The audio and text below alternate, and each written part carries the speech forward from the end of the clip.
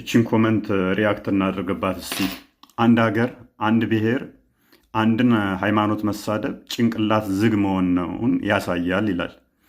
እስማማበታለሁ። እኔም አንድን ሃይማኖት ወይም አንድን ብሔር መሳደብ ጭንቅላት ዝግ ብቻ ሳይሆን ከዛም በላይ ነው ቢባል እስማማበታለሁኝ።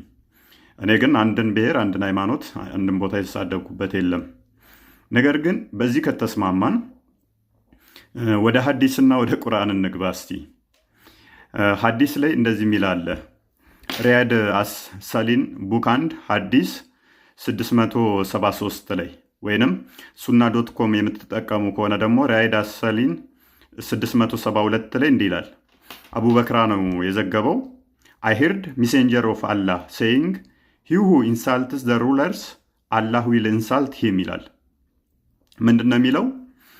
He who insults the rulers Allah will insult him።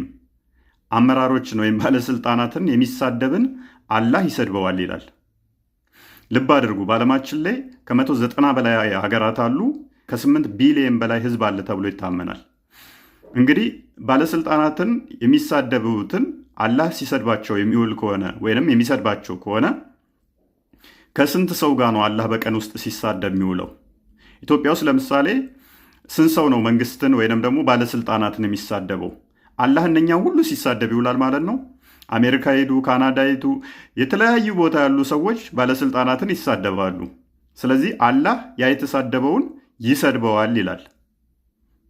እንግዲህ ልብ አድርጉ፣ በቀን ውስጥ አላህ ከስንት ቢሊየን ሰዎች ጋር ሲሰዳደብ እንደሚውል። ሌላ አልጨምርላችሁም። ሱራ 9 ከ30 እስከ 31 ላይ አላህ እንዴት እንደሚሳደብ ላሳያችሁ። አይሁድ ኡዘይር የአላህ ልጅ ነው አለች፣ ክርስቲያኖች አልመሲህ የአላህ ልጅ ነው አሉ። ይህ በአፎቻቸው የሚናገሩት ቃላቸው ነው። የእነዚህ ከእነሱ በፊት የካዱትን ሰዎች ቃል ያመሳስላሉ። አላህ ያጥፋቸው ይላል። ክርስቲያኖችንና አይሁዶችን በስም ጠርቶ ሃይማኖትን መሳደብ ጭንቅላት ወይም አይምሮ ዝግ መሆን ነው ብሎናል አደለ? ክርስቲያኖችንና አይሁዶችን በስም ጠርቶ አላህ ያጥፋቸው ይላል። አይሁዶችን ብሔራቸውን ጠራ ማለት ነው። ስለዚህ ብሔርን መሳደብ ምንድን ነው ብሎናል? ይሄ ልጅ አይምሮ ዝግ መሆን ነው ብሎናል። እንደገና ደግሞ ክርስቲያኖችን ብሎ አላህ ያጥፋቸው ብሎ ይረግመናል። ለምንድን ነው አይሁዶችን የሰደባቸው? ኡዘይር የአላህ ልጅ ነው አሉ ብሎ። አላሉም እኮ፣ ያላሉትን አሉ ብሎ ይሰድባቸዋል። ክርስቲያኖችስ ለምንድን ነው የተሰደቡት ብለን ስንል ከእርሱ በቀር ሌላ አምላክ የሌለውን አንድን አምላክ ሊገዙ እንጂ ያልታዘዙ ሲሆኑ ሊቃውንቶቻቸውንና መነኮሰታቸውን የመርየም ልጅ አልመሲንም ካላህ ሌላ አማልክት አድርገው ያዙ ይላል። ክርስቲያኖች እንግዲህ ሊቃውንቶችን አምላክ አይሉም፣ መነኩሴዎችንም ደግሞ አምላካችንን አንልም። እኛ ባላልንበት አላችሁ ብሎ አላህ ያጥፋችሁ ይለናል። ይሄ ነው ስድብ ማለት። ይሄ ነው ያላልነውን እንዳልን አድርጎ እርግማን ማለት። ያውም አይደርስብንም እርግማኑ። ይህንን ምን ትለዋለህ ወዳጄ? ሌላ ልጨምርላችሁ። ሳሂህ ሙስሊም ቡክ 32 ሐዲስ 6285 ላይ ወይንም ደግሞ ሱና.ኮም የምትጠቀሙ ከሆነ ሳሂህ ሙስሊም 2600 ኤ ላይ ሙሐመድ ከአላህ ጋር ውል የተዋዋለው አለ። ማለትም አይደለም ማያምኑትን ሙስሊሞቹን እንደፈለገ ሊሰድብ ሊረግማቸው ውል ተዋውሏል ከአላህ ጋር ማለት ነው። ስምምነት አለው። በዚህ ሐዲስ ላይ ምን መሰላችሁ የሚለው? እናንተ ለጥፍላችኋለሁ፣ አንብቡት። ሁለት ሰዎች ወደ አላህ መልእክተኛ መጡ። አይሻ ነች እንትን ያለችው እና የተረከችው ማለት ነው። ሁለት ሰዎች መጡና ከነቢዩ መሐመድ ጋር ብዙ አወሩ አለች። ከዛ ብዙ ተጨቃጨቁ። እሷ ደግሞ አልገባትም በምን እንደሆነ። ከዛ የአላህ መልእክተኛ መሐመድ ምን አለች? በቃ ጥሩ ያለው ነገር ተናገራቸው። እነሱ ሲሄዱ ጠበቀችና ለሰዎች ሁሉ መልካም ነገር ይሆንላቸዋል፣ ለእነኚህ ሰዎች ግን አይሆንም አለችው። ለምን አላት? ምክንያቱም አንተ እንደዚህ ብልሃቸዋል ስትለው፣ እንዴ እኔ ከአላህ ጋር ያደረግኩትን ስምምነት አታውቂም እንዴ አላት።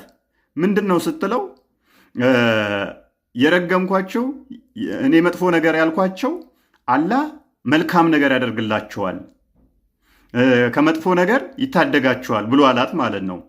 እንደገና ደግሞ በተመሳሳይ ሳሂህ ሙስሊም 2603 ላይም ተመሳሳይ ታሪክ አለ። አንዲት እናት አባቷን ገለውባት በምርኮ የተያዘች ልጅ ነበረች።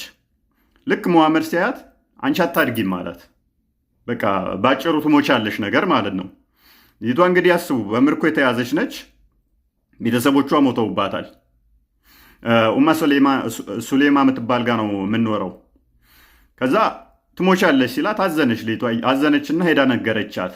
ምን ሆነች ነው ስትላት የአላህ መልእክተኛ እንደዚህ እንደዚህ ያሉኝ አለቻት። ከዛ ኡማ ሱሌማ ፎጣ ተከናንባ ወደ ሙሐመድ ሄደች። በጣም ቸኩላ ሄደች እና ምን ሆነሻል አላት እሱ ሲያገኛት። እንዲህ ብለህ የእናት አባት የሌላትን ልጅ እኔ ጋር ያለችውን እንዲህ አልካት፣ ትሞቻለሽ አልካት ምናምን ብላ ስትለው እንዴ አታቂም እንዴ? እኔ እኮ ከአላህ ጋር ስምምነት አለኝ። እኔ መጥፎ የተናገርኳቸው አላህ በመጨረሻው ቀን ያስነሳቸዋል፣ ወደ መልካም ነገር ይቀየርላቸዋል ምናምን አላላትም። እንግዲህ ሰድቦህ ሙልጭ አድርጎህ ወደ መልካም ነገር ይቀየርልሃል ይልሃል። ማ ነብይህ ማለት ነው።